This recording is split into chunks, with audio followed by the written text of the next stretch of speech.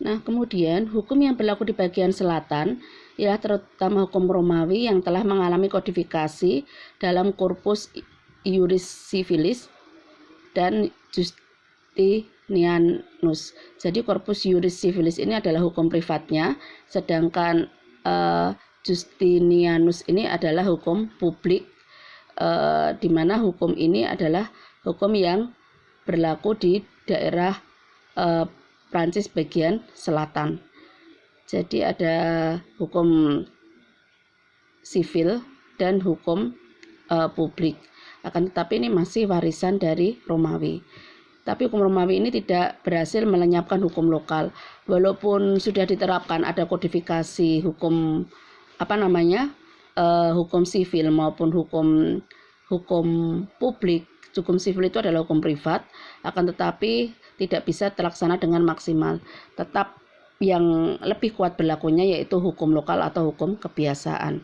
Kemudian mengenai perkawinan, maka di seluruh wilayah negeri Perancis berlaku hukum kanonik, yaitu hukum yang ditetapkan oleh Gereja Katolik Roma dalam kode Iuris Canonici.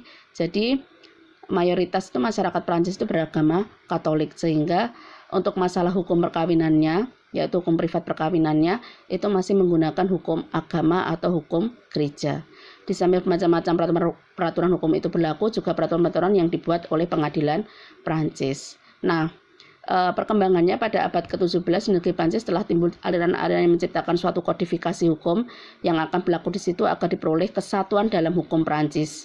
Jadi di wilayah selatan, utara, barat, kemudian tengah, inilah berbagai macam hukum itu ada dan hidup di masyarakat, dari apakah yang sudah tertulis ataukah yang masih sebagai hukum adat kebiasaan. Maka di era reformasi Prancis ini ada semangat dari rakyat maupun ahli-ahli hukum pada waktu itu, serta beberapa penguasa dan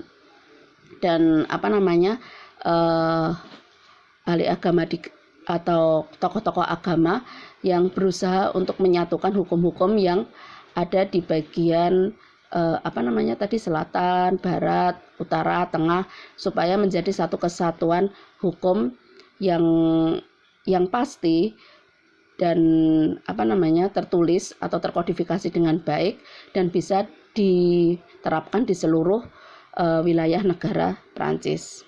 Nah, oleh Raja Prancis ini bagian pertama pada abad ke-13, beberapa peraturan perundang-undangan umum yang memuat kodifikasi beberapa bagian hukum Prancis ini sudah disatukan.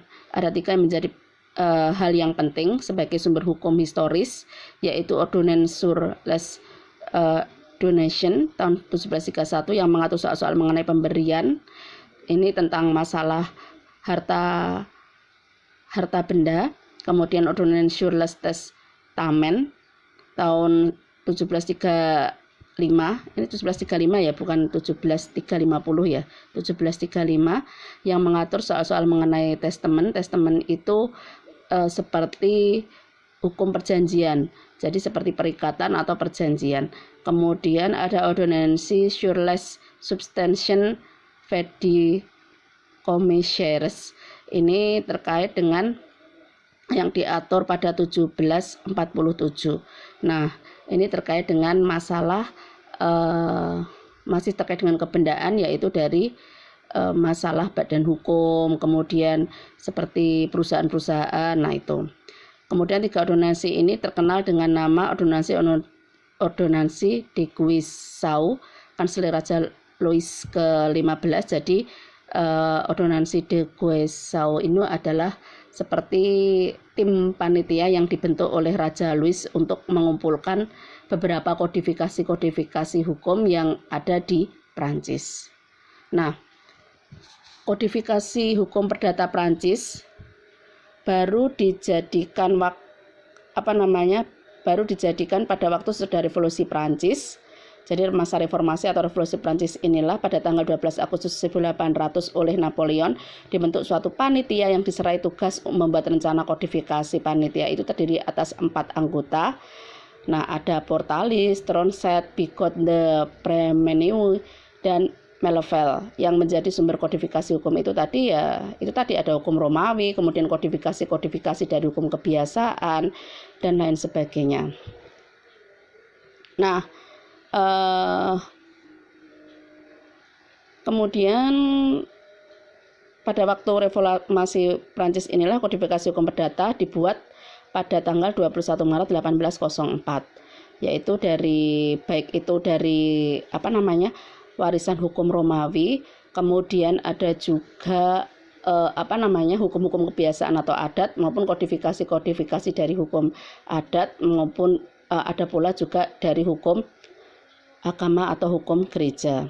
Nah, untuk khusus untuk hukum perdata tadi sudah saya sampaikan di awal, itu disebut dengan Kode Sivil des Prancis, diundangkan dengan nama Kode Napoleon. Kode Napoleon itu sekarang masih berlaku di negeri Prancis, yaitu Kode Sivil Prancis. Kemudian kalau untuk hukum publiknya ya istilahnya juga sama, yaitu Kode Napoleon juga, tetapi khusus yang untuk hukum publik. Kenapa disebut dengan Kode Sivil dan Kode Napoleon? Ya karena yang mempelopori revolusi Prancis itu adalah